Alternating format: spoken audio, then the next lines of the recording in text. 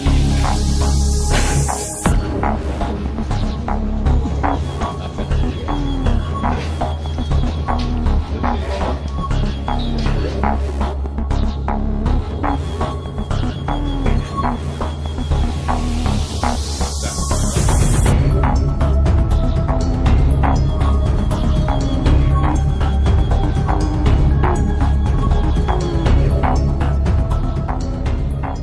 Baik, selamat sore rekan-rekan. Jadi sore hari ini kami akan merilis perkara penyiraman air keras terhadap seorang mahasiswi perempuan yang ada di Yogyakarta. Berawal dari begini rekan-rekan. Jadi mahasiswi ini adalah berasal dari Kalimantan Barat, kemudian mempunyai pacar yang berasal dari Kalimantan Barat juga. Mereka berpacaran sejak tahun 2021. Kemudian pada bulan Agustus 2024 mereka berpisah dengan alasan mereka masing-masing, akhirnya menyatakan putus mahasiswi perempuan ini. Kemudian yang laki-laki merasa tidak terima. Laki-laki ini mahasiswi S2 di salah satu perguruan tinggi, mahasiswa S2 di salah satu perguruan tinggi di Yogyakarta. Tidak menerima atas dari pacarnya yang memutuskan hubungan mereka. Kemudian singkat cerita, mahasiswa ini, si inisial B ini, pelaku ini, dia tidak terima, kemudian dia berusaha untuk, sejak bulan Agustus diputus itu, dia berusaha datang ke kosnya korban, inisial N. Dia berusaha untuk supaya balikan lagi. Namun mahasiswa ini tetap tidak mau. Akhirnya ada ancaman dari si B ini, pelaku ini kepada korban. Intinya kalau mereka tidak bisa bersatu, kalau nanti sakit ya sakit semua, sama-sama merasakan. Maksudnya seperti itu. Kalau hancur ya hancur semua.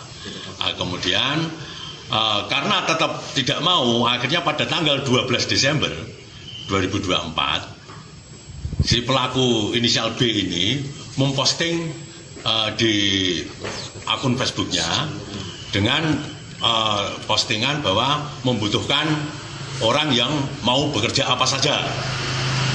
Nah, kemudian selang beberapa jam ditanggapi oleh pelaku kedua. Ini sama-sama tidak kenal ini. Pelaku kedua inisial S, dia menanggapi pekerjaannya apa. Nah, kemudian akhirnya dia komunikasi melalui WA dari Facebook itu, kemudian melalui WA. Kemudian baru dijelaskan, si B ini, mantan pacarnya ini, dia membuat cerita bahwa seolah-olah dia dia ini seorang perempuan bernama Senlung. Nah, dia bernama Senlung, membuat cerita dia dikhianati oleh suaminya. Dikhianati oleh suaminya. Seorang pelakor gitu istri, dikhianati oleh seorang pelakor. Akhirnya dalam komunikasi mereka sejak tanggal 12 Desember itu disepakatilah untuk melukai pelakor itu. Pelakor ini adalah korban yang dimaksud. Jadi mantan pacar ini membuat cerita seperti itu. Kemudian eksekutornya ini yang menanggapi melalui Facebook tadi, kemudian WA-an tadi, minta uang 7 juta. Disanggupi oleh mantan pacar, oleh B, disanggupi 7 juta. Namun uang 7 juta itu akan digenapi setelah eksekusi dilaksanakan. Tapi sebelum eksekusi dilaksanakan, eksekutor ini, inisial S ini, yang selaku eksekutor menyiram itu, dia minta uang operasional dulu. Teknisnya penyerahan operasional, jadi pelaku mantan pacar ini, si B ini, dia berusaha menutupi jati dirinya. Dia tidak mau ketemu langsung. Jadi uang yang diberikan juga tidak mau ditransfer. Dia COD di suatu tempat. Uang itu dibungkus plastik, ditaruh di suatu tempat, kemudian diambil oleh eksekutor. Sebanyak 6 kali, kurang lebih jumlahnya 1.600.000. Termasuk untuk pembelian air keras, pembelian jaket, Gojek, itu untuk pelaku.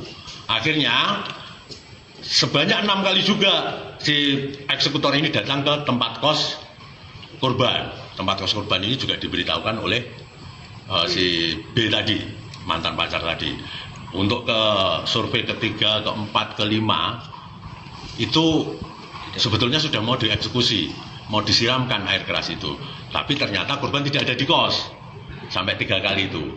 Kemudian pada tanggal 24 jam 15.00 sore hari Selasa itu si B ini, mantan pacar ini menghubungi lewat WA kepada eksekutor, pada si S ini pelaku, bahwa korban ada di kos untuk persiapan ke gereja. Nah, ternyata benar, karena si B ini juga menjelaskan bahwa ke gerejanya nanti kurang lebih pukul 19.00. Entah dapat informasi dari mana, akhirnya benar, pelaku datanglah ke situ jam 18.30. Sampai di depan pintu kos korban, itu pelaku, karena pintunya kos itu agak terbuka, pelaku langsung membuka pintu itu dan melihat si korban itu sedang selesai mandi menggunakan handuk sedada gini, langsung tidak ada kata apa-apa, langsung disiramkan air keras itu dan terkena muka dan sekujur tubuh. Kemudian korban teriak keras, akhirnya pelaku langsung lari. Pada saat datang itu pelaku menggunakan sepeda motor, kemudian menggunakan jaket Gojek, menggunakan masker, jadi tertutup. Akhirnya setelah dia lari, korban ditolong oleh masyarakat. Kemudian dari tempat kos itu kejadiannya di TKP di daerah Godokusuman, daerah Mbajiro. Nah, setelah itu kita tangani, kami datang ke TKP dan juga datang menemui korban. Saat itu korban masih nangis dan bisa diajak komunikasi sedikit-sedikit. Jadi kemudian setelah kita mendapatkan data dari korban, kemudian dari teman-temannya korban, kita bisa mengarah ke pelaku tadi. Pelaku tadi awalnya tidak mengakui karena dia memang sengaja ini direncanakan supaya mengaburkan, direncanakan secara terencana betul ini. Setelah itu kami mendapatkan komunikasi dia melalui HP satunya. Walaupun saat kami amankan si mantan pacar ini, dia membuang HP-nya itu. HP-nya itu dibuang di gudang, sebelah gudang. Namun setelah kita lakukan penggeledahan, kita dapatkan HP dan kita temukanlah di HP itu komunikasi dia dengan eksekutor. Sehingga malam itu walaupun eksekutornya ini juga sulit untuk ditemui, kami dari tim unit 6 dengan Osnal kami, Resmob kami bisa mengamankan si S ini. Saya kira itu cerita lengkapnya rekan-rekan. Berarti S itu kan beraksi sendiri ya Pak ya? Sendiri. Itu air kerasnya itu yang beli B atau S yang belanja sendiri? Baik, begini. Jadi karena si S ini kan minta uang operasional kepada si B.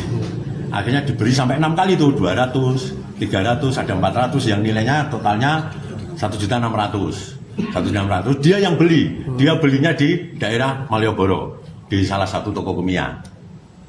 Dia belinya 1 liter. Kemudian dia menggunakan gelas jumbo itu, gelas jumbo plastik boba itu, tapi double.